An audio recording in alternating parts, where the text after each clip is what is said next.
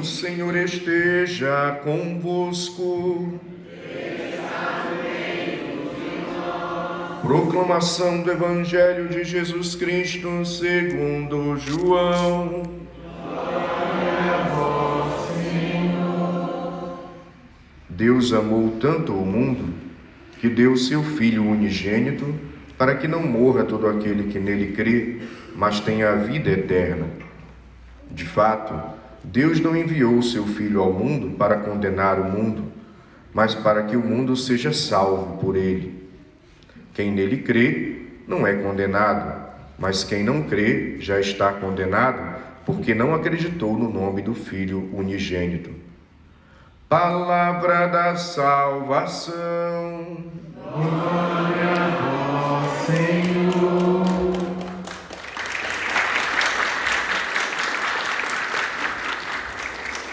Então, meus irmãos, minhas irmãs, nós estamos celebrando a solenidade da Santíssima Trindade. Esse que é um dos mistérios centrais da nossa fé. E é mistério porque nós, na nossa limitação humana, não temos condição de compreender o que é a plenitude de um Deus que é Pai, Filho e Espírito Santo. Não cabe nos nossos conceitos, na nossa teoria, na nossa razão, Deus que é infinito. Aliás, inclusive tem uma música da banda Vida Reluz, já antiga, que fala de um episódio de Santo Agostinho, que tentando compreender a Santíssima Trindade, ele caminhando na praia, encontra uma criança fazendo um buraco na areia. E ele pergunta para a criança: o que você está fazendo? A criança diz: eu quero colocar o mar aqui dentro do buraco da areia. Aí Agostinho diz: você não vê que é impossível? O mar é imenso, é infinito, não cabe nesse buraco da areia.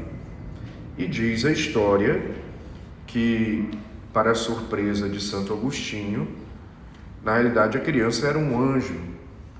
E diz para ele: muito bem, Agostinho, assim como o mar não cabe nesse buraco da areia, também a compreensão de Deus que é Pai, Filho e Espírito Santo não cabe na sua cabeça, na sua razão, que é limitada. Ela não dá conta desse mistério da fé. E o próprio Santo Agostinho, quando fala a respeito desse mistério da Santíssima Trindade, ele fala que diante do mistério é melhor calar-se e contemplá-lo. Mas ele emenda dizendo que, apesar disso, alguma coisa precisa ser dita, para que não fiquemos no absoluto silêncio. E o que nós compreendemos da Trindade é aquilo que ela se revela. O que nós compreendemos de Deus é aquilo em que Ele dá-se a conhecer na revelação nas Sagradas Escrituras.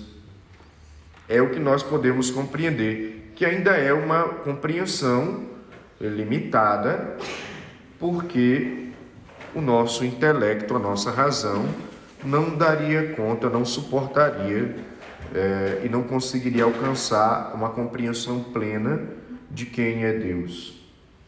E é por isso que quando ele aparece para Moisés na sarça ardente, lá no Antigo Testamento, ele usa o verbo ser no presente: eu sou, aquele que é, aquele que sustenta todas as coisas, ele que permanece, contínuo, nunca passa, que existe desde toda a eternidade. Ele é o eu sou. E Santo Agostinho ainda faz uma comparação para que nós possamos compreender Deus que é Pai, Filho e Espírito Santo, e assim é um só Deus em três pessoas. Quando ele compara com o Sol. O astro, Sol, é o Pai. a luminosidade produzida por este sol é o Filho. E o calor produzido por este sol e por essa luminosidade é o Espírito Santo. Não tem como separar. O calor está associado ao sol e a luminosidade está associada ao sol. E ele forma um todo, que não dá para separar o calor do sol e nem a luminosidade do sol. Portanto, Deus é Pai, Filho e Espírito Santo, nos diz Santo Agostinho, nessa comparação do sol. E também porque nós compreendemos naquilo que Deus se dá a revelar, que o que forma um só Deus é a própria divindade. O que une o Pai, o Filho e o Espírito Santo e transforma ele em um só Deus? As três pessoas da Santíssima Trindade são divinas.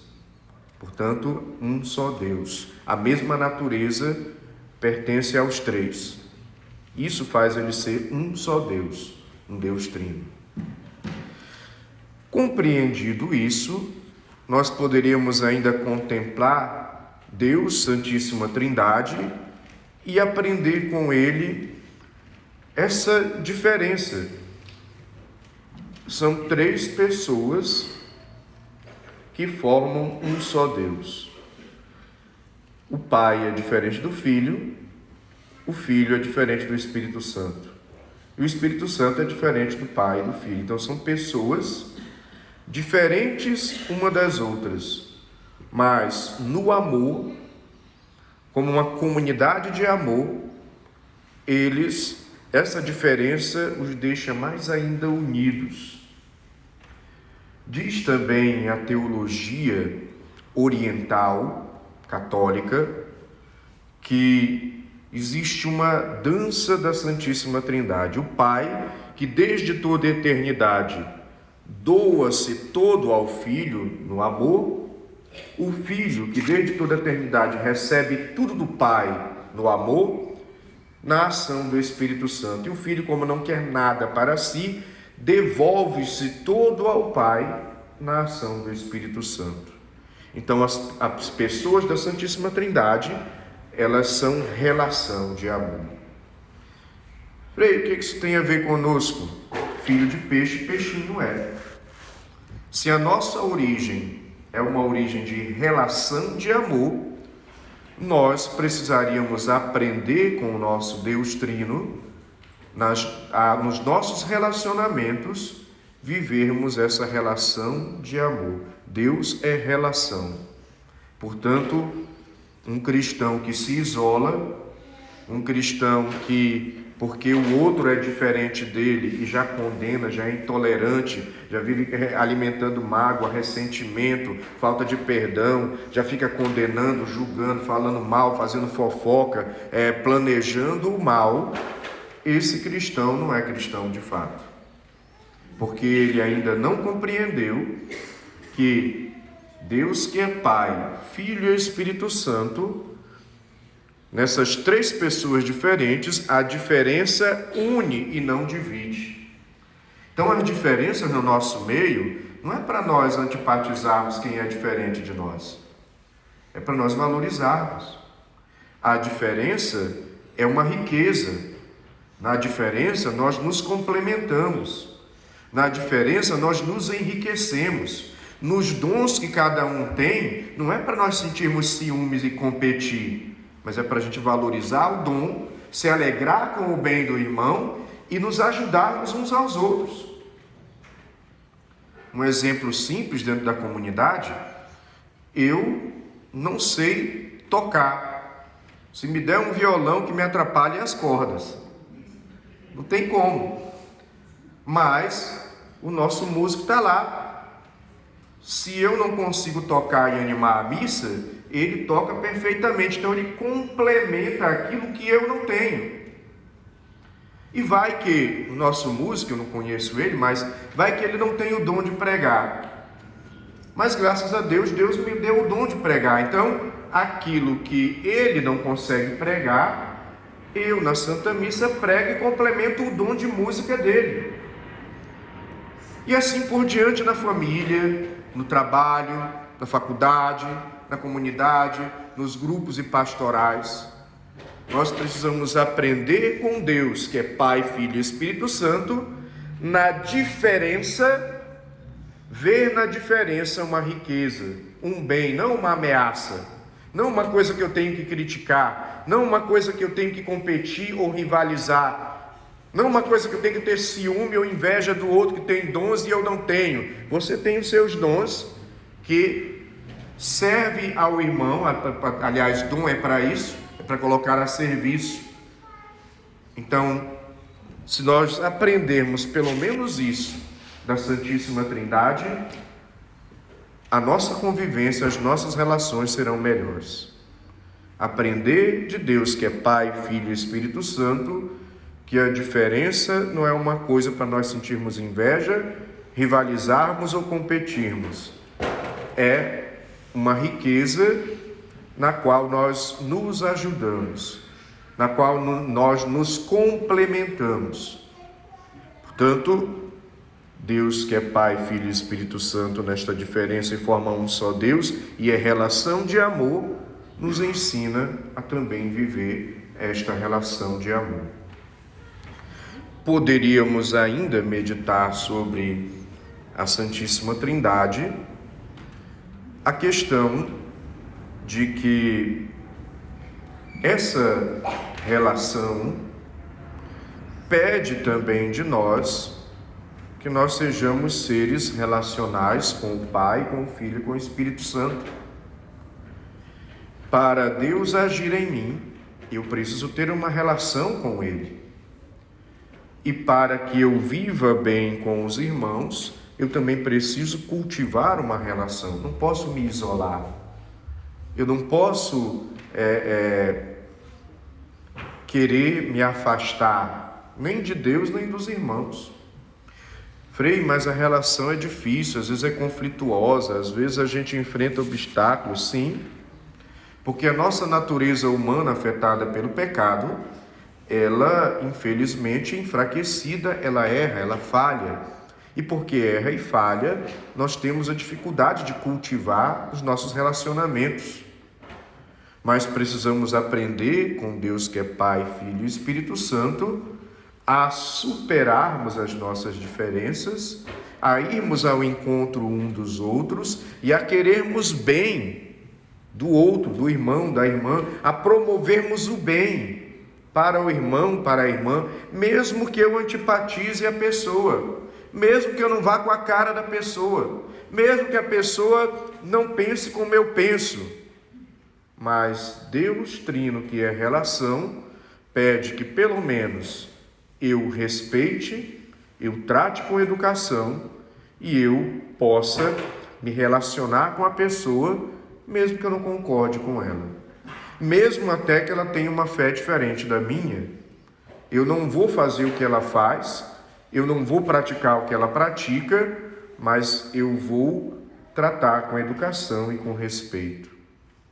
Portanto, celebrar a Santíssima Trindade, nos vários aspectos que Deus, que é Pai, Filho e Espírito Santo, podem nos ensinar muitas coisas, podemos ficar hoje, nesta solenidade, com esta compreensão de superarmos as diferenças, de sermos relação com Deus na nossa vida de oração, na prática da nossa fé, e de sermos relação uns com os outros.